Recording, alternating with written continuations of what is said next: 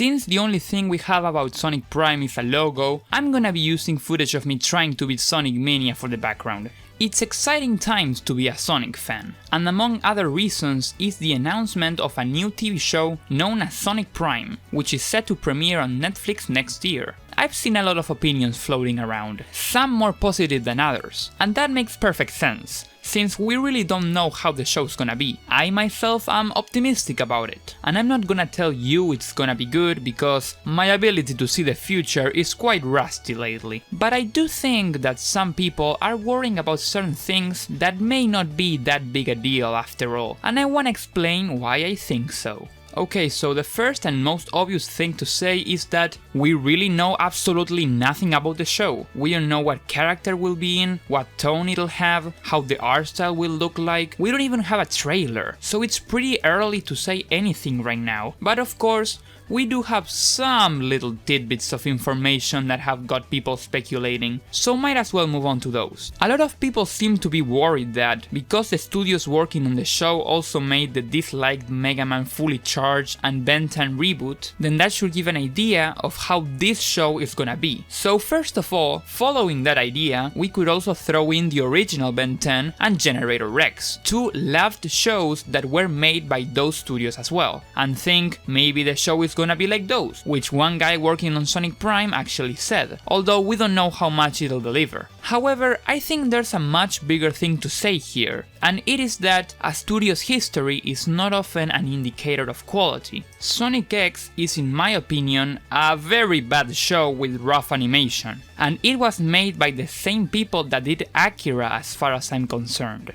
2018's Spider-Man Into the Spider-Verse was made by the same studio that made the Emoji Movie, and you know why there's such drastic changes between products of the same studio? Because they're handled by vastly different people within the studio, and that's exactly what happens here, because now the show is being controlled per se by both Sega and Netflix. Sega has proven with the Sonic Boom TV show that they are able to produce high quality TV shows, and Netflix has proven with Castlevania that they are able to make high quality video game adaptations. And I know those shows were made by different studios, but higher up control is much more relevant than you may think, and if Sega doesn't like a direction the show is taking, they could have a word on it. A rather small complaint I've seen is that the show is not hand-drawn or 2D, which, I mean, I love 2D animation, and yes, I would also like it being 2D, but I don't know why 3D would be a bad thing. Again, Sonic Boom was in 3D and it looks very good. Most Sonic games for that matter are in 3D as well, and something people may wanna consider is that animating a fast character in 2D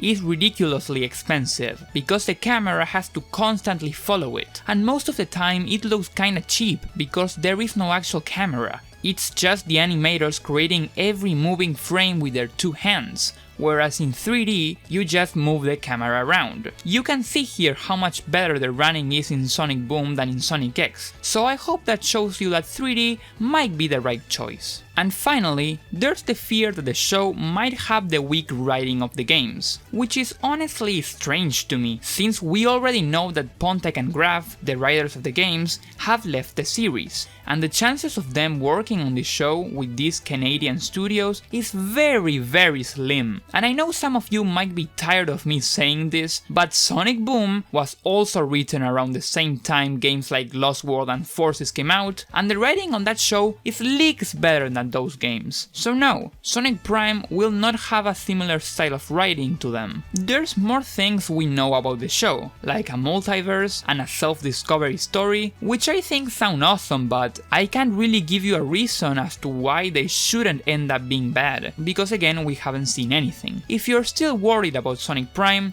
that is understandable. Let's hope we get a trailer somewhat soon and that it leaves all of us as hyped as we can be. Was this video kinda short? I don't know, I'm just reading the script. Goodbye.